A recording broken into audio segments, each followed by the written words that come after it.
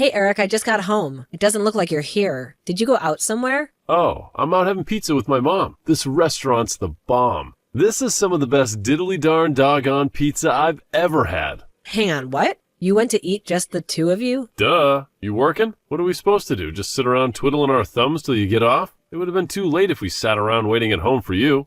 I get that, but still. Hang on a sec. I think my mom's mad at you.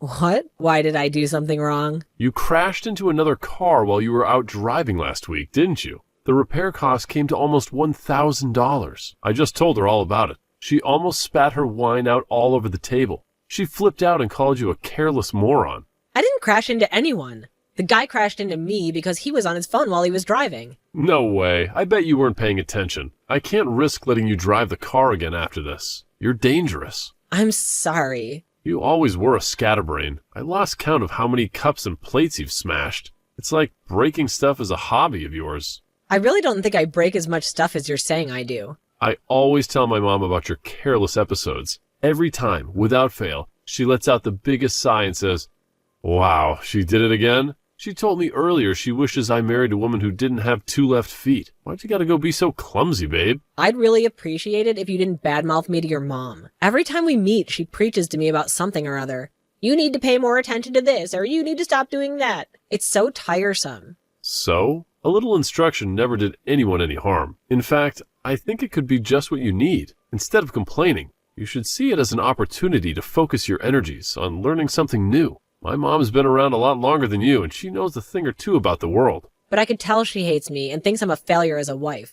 I don't think you're helping matters constantly filling her head with unflattering stories about me. But she's not wrong. You are a failure of a wife. Forget it, I'm done with this conversation. When will you be getting home from your meal? Mom will probably start getting tired soon, so I should be back by 10 p.m. You better make damn sure that I have a bathtub full of hot water waiting for me when I get home. I want to take a nice, relaxing soak to take the edge off of the stress of being married to you. Fine. Hey, guess what? My mom says she's got a thing or two to teach you next time you guys see each other. Prepare for the lecture of a lifetime. She says she's going to undo the mess your parents made and re-educate you. This should be good. I can't wait.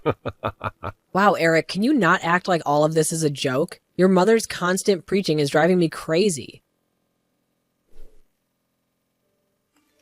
What's going on, Ann? Why are you so late home today? You're usually back home before 7. Sorry, I'll be back at 10. Excuse me? 10 minutes? Quit dilly-dallying and get a move on, woman. Where's my dinner? I said I'll be home soon. I bought you a spaghetti bolognese ready meal. I'll have it ready almost immediately after I get back. How suspicious. What is? You never come home this late. Something fishy's going on here. I don't like this one bit. You're up to something, aren't you? I know a rat when I smell one. Are you cheating on me? No way. Why are you home so late? And explain. Well, Eric, it's 10 minutes. Is there really all this need for drama? If I was cheating on you, I'd be home a lot later than this. Anyway, it's your fault I'm home late today to begin with. Huh? How so? What does that have to do with me? You're the one who told me to grab you a burger from the burger van by the station. There was a big old queue, so I spent 10 minutes waiting in line. I went out of my way to go to the station after work instead of coming straight home because you wanted a burger. I wanted a burger? Huh?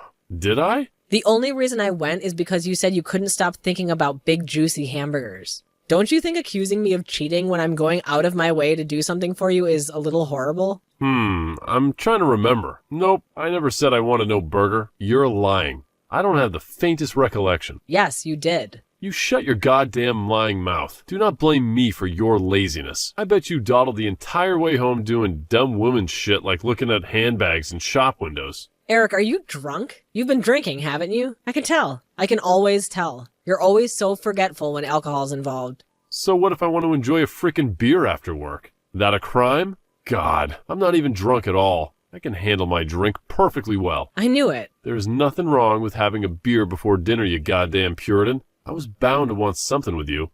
Making me wait so long to eat. I'm begging you, Eric. Please don't overdo it this time. Will you just leave it at one beer for me, please? You don't know how much damage the stuff has done to your body. Your doctor told you to stop altogether, remember? Are you sure it's really a good idea to be drinking again? There's no problem. As long as I don't drink too much. What is it? You think I'm not capable of controlling my alcohol intake? Stop patronizing me already. But are you really? Isn't the reason your scans are coming back showing liver damage precisely because you're not capable of controlling your intake? God damn it, woman. Button it already. Forget this crap. Hurry up and come home and make my dinner. I'll be checking your phone when you get back. Why? Well, I need to find out whether you've been cheating on me. Jesus Christ, Eric, will you stop this? I told you I'm not cheating on you. I'm sure you're probably not, but I gotta check just in case. You never let your guard down around a woman. Anne, are you there? It's me, Natalie, your husband's mother. Why aren't you answering your phone? Where are you right now? Sorry, Natalie, I had my phone on silent. I'm out shopping. You're what? Do you seriously think this is the time to be out shopping? Your husband collapsed. Hurry and get your ass to the hospital. You need to get over here and listen to what the doctors have to say right this instant. Nope, I can't be bothered. You can't be bothered? Your husband's in the midst of a serious health emergency and you can't be bothered? Oh my god, you're pure evil. Do you have any idea how serious this is? Yep, let me guess. He collapsed and got taken to the hospital in an ambulance, right? We've been through this routine more times than I can count. If you know, then why the hell aren't you here by his side? Hurry up and get to the hospital. He got blind drunk again, didn't he? Maybe if he didn't ignore the doctor's repeated warnings to stop drinking, then he wouldn't be collapsing and getting rushed to the hospital like this. Surely you can see he only has himself to blame. Wait, what? Drinking? Has he started drinking again? I thought he was clean. He'd been going to those Alcoholics Anonymous meetings and everything. I guess he didn't tell you. Come to think of it, why would he? He always did like to play the model son whenever you were around. He got one of the worst mother complexes I've ever seen. It's actually gross. Don't you speak about my son that way. How dare you speak ill of him when he's laid up in a hospital bed? Even if he is drinking again, there's no justifying your behavior. I'll speak ill of him as I damn well like. Let's face it, with the way he acts, he makes it impossible to say anything nice about him. What the hell happened between you two? How can you be this cold to him? He's your husband. I couldn't care less what happens to him now. They say what goes around comes around. This is him just getting what he deserves. Stop it. Anyone would think you'd be worried about your husband being rushed away in an ambulance. But no, far from it. You're actually insulting him while he's lying in a hospital bed, unable to defend himself. That poor thing. You are the most horrible wife there ever was. You know what? I've had it. This ends here. If you hate my son's guts that much, then get a damn divorce. If he wants a divorce, then I'll be more than happy to go along with it. Something tells me he's not going to be so forthcoming, though. What makes you think that? He probably can't wait to see the back of you if this is what you think of him. By the sound of it, your marriage has been dead in the water for some time now. He does nothing but badmouth you whenever we see each other. Of course. How could I forget the hateful stories he tells you about me behind my back? There's just one problem. They're almost all lies. He tries to turn everyone against me, so I end up isolated and alone. The moment I make the slightest mistake, he's off blabbing about it in the most exaggerated way possible to anyone who will listen. What are you talking about? That doesn't make any sense. Why on earth would he want to do that? Like I said, he's trying to isolate me. How tiresome, will you? Gah, how tiresome. Will you let me know when you're ready to stop talking nonsense? I don't have the strength for this right now. It's almost like you're trying to say my Eric is a bad person. Bingo. That's exactly what he said. You don't know his true colors because he's always wearing a mask around you. You think he's Mr. Perfect. But in the truth, with me, he's the most domineering, tyrannical control freak you could possibly imagine. He does nothing but complain about the state of the house, despite never lifting a finger to help out with the housework. When he drinks, he's a million times worse. He shouts at me, throws things at me, he even hits me. Oh, I kept this quiet until now, but he's also unemployed. What? Lies. My Eric works as a top executive at a major global company. Or at least that's what he's told me. Of course he did. That's a lie too. He quit that company last year. Now instead of working for himself, he takes my entire salary every time I get paid, which means I can't even afford to eat properly these days. Lies. Nonsense! Madness! My boy Eric would never treat anyone so inhumanely, least of all his own wife. I don't believe you for a second. Fine. If you're intent on burying your head in the sand, I'll just have to show you proof. Proof? Are you free to meet me now? If you are, come over to our house ASAP. It's time you learn the truth about your son. Mom, can you believe this visit has just ended? But Anne was nowhere near to be seen. My wife. My very own wife doesn't even want to visit me in the hospital. What the hell's going on with her lately? I mean, let's face it. We already knew she was an object of failure of a wife, but this just takes the biscuit. How does she even sleep at night? Will you tell her off for me, Mom? Did you speak to the doctors yet, Eric? Did they explain to you what's wrong with you and why you ended up in the hospital? Nope, not one of them knows what's wrong with me. It's a mystery. If I had to guess, I'd say I'd probably got food poisoning from my stupid pea-brain moron of a wife's cooking. Her cooking is so bad. I think I'd rather eat my own vomit. You should taste the stuff she calls soup. That stuff would put anybody in the hospital. Damn. What did I do to deserve this? Imagine being hospitalized by my own wife's cooking. It's actually comical when you think about how ridiculous it is. I must be the unluckiest guy in the world. Eric, you will apologize to Anne at once. Huh? Why? Stop blaming her for things that aren't her fault. You were in that hospital bed because you started drinking again, didn't you? You ignored the doctor's warnings and got so drunk you could barely form a sentence. Huh? What? What the heck are you talking about, Mom? All that stuff's behind me. I'm clean now. I haven't been near the bottle in years. Believe me, I take the doctor's warning very seriously. Is that so? I'll tell you what. I'll go and talk to the doctor and find out for myself. Let's ask him directly and find out exactly why it is that you're lying in that hospital bed. No, Mom, don't do it. He's been saving lives. The last thing he needs is you bugging him. Besides, he's only allowed to talk about his patients with their families. I'm your mother, you idiot. Obviously, he'll tell me. What the heck is with you, Mom? I already had a long chat with the doc about my situation. You shouldn't be bugging him anyway. He's a busy guy. Why wouldn't you believe me? You seem different. What's going on? Normally, I believe every word you said without so much as a hint of doubt. But I'm done blindly accepting whatever you tell me. What's gotten into you all of a sudden? Did something happen? Is the stress of me being in a hospital making you go kooky? Look, I get this can't be easy on you, but that's no excuse to be giving me a hard time. Don't patronize me, Eric. I met up with Anne. She's with me now, actually. You're together? If you're with her, tell her to hurry up and visit me in the hospital. This is no way for her to be treating her husband. I won't be telling her that. Why not? I saw what you did, Eric. Saw what? What were all those bruises on Anne's body? I'd never seen anything like it. What have you been doing to this poor girl? Huh? That's not all. She showed me your bank statements, too. You've been spending money like it grows on trees, despite not getting paid a salary for months and months. When did you stop working for Peeps Logistics? And why didn't you tell me that you were unemployed? Have you been lying to me about everything this whole time? Well, no. So it was like, no, I didn't lie to you, Mom. You've been making Anne work like a dog to provide you with money to blow on frivolous junk and beer while lazing around at home, not lifting a finger this whole time, haven't you? Every time I saw you, you'd go on and on about how sick to death you were of her. You practically called her every name under the sun. But the truth is, you were in no position to be criticizing anyone, were you?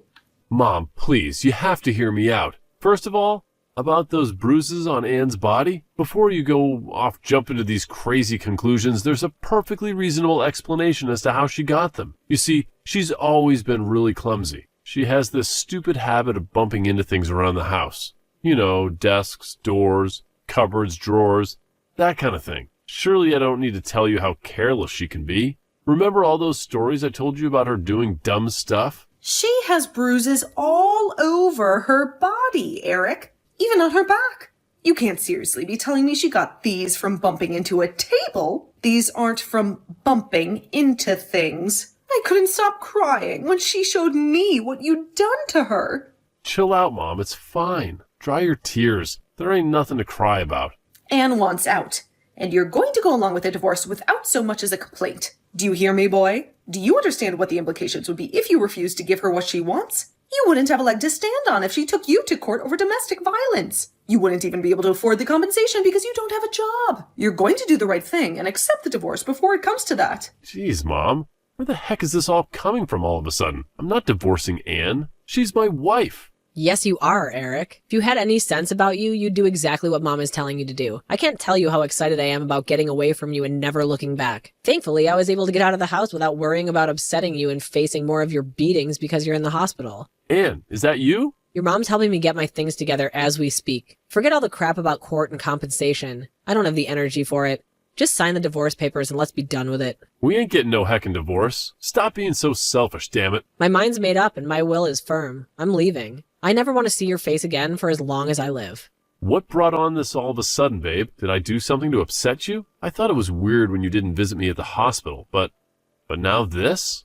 All of the sudden? Are you being serious? I've wanted out for months now. This is my golden opportunity. Golden opportunity? I collapsed and got rushed into the hospital in an ambulance, and you're calling it a golden opportunity? You're sick. I knew it was now or never, Eric. There's no way I was about to let this chance go to waste. I have no intention of playing the doting wife by your deathbed. I wouldn't visit you if there was a gun to my head. I'm using this opportunity to get away from you while I still can. What'd you just say? My deathbed? You seem to be under the impression that I haven't been to the hospital, but I was there earlier today. You came? When? While you were asleep this morning, the doctor explained your situation to me. He said your liver and pancreas are barely functioning anymore. I was shocked, but I can't say I was surprised. Let's face it, no one's carrying on drinking as much as you do forever.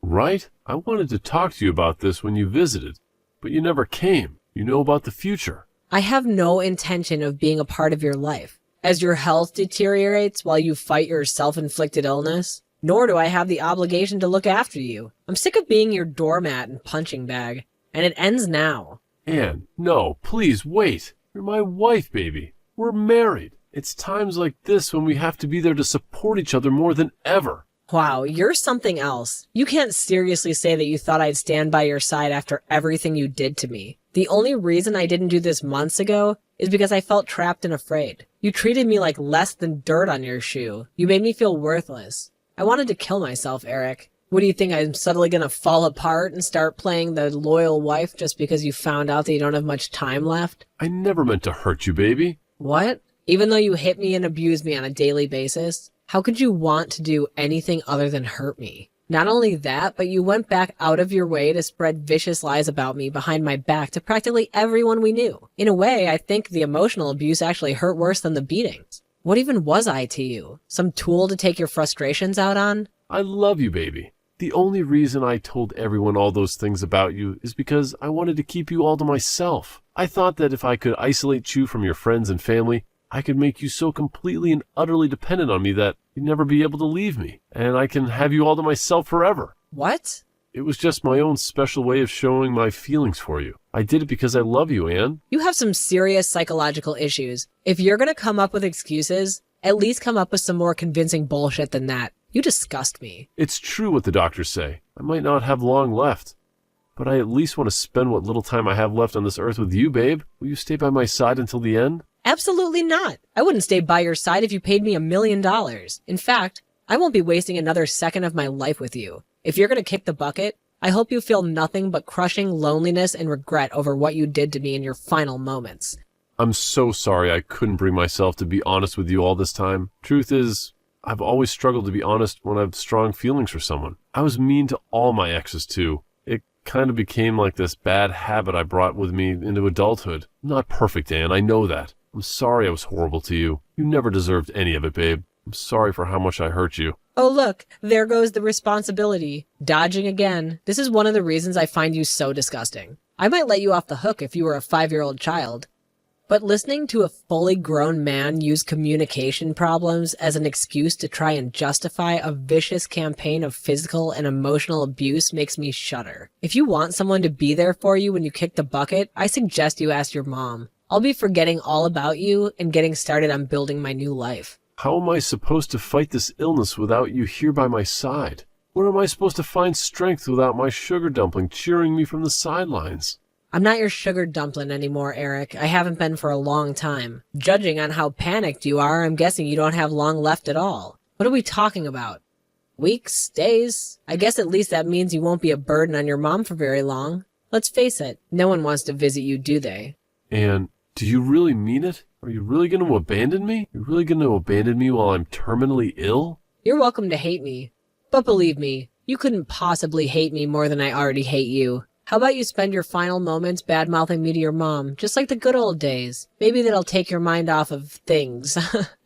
I can't promise she'll listen quietly and blindly accept everything you tell her like she used to, though. If anything, you'll be the one keeping your mouth shut while she lectures you on what a good-for-nothing lowlife of a husband you are. With that, I moved out of the house. Me and Eric have been staying together and took a flight down to Arizona to stay with my sister. I probably didn't have to go so far, but I wanted to make it as hard as possible for my terminally ill ex-husband to track me down. Natalie became a fixture of her son's bedside, determined to be there for him for the little time he had left, in spite of everything he'd done to me. I don't hold it against her. She's still his mom. And there's nothing stronger than a mother's love. But even the constant presence of his mom didn't help make up for his loneliness. Because apparently he did nothing but cry out my name as he drifted in and out of consciousness. Needless to say, I didn't visit him even once. I also ignored all of his messages and eventually decided to block him when I realized he was never going to take the hint. I heard from his mom a year later that he finally passed away. Apparently, he went quietly asleep in his hospital bed while his mom was picking up supplies for him. In the end, he died alone. Not long after that, to my surprise, Natalie sent me his life insurance payout. She said she knew it could never undo what had been done, but she told me to think of it as compensation for the hell he'd subjected me to for so long. I got the impression she felt a degree of responsibility for her son's actions and wanted to do whatever she could to make up for it. I always thought Natalie had it in for me, but I realize now it was only because Eric was doing his utmost to make sure we hate each other. I see her in a totally different light now. It turns out she wasn't so bad after all. We're both ready to move on and put the past behind us. Now it's time for me and her to forget about each other and focus on living our own lives. Here's to the future.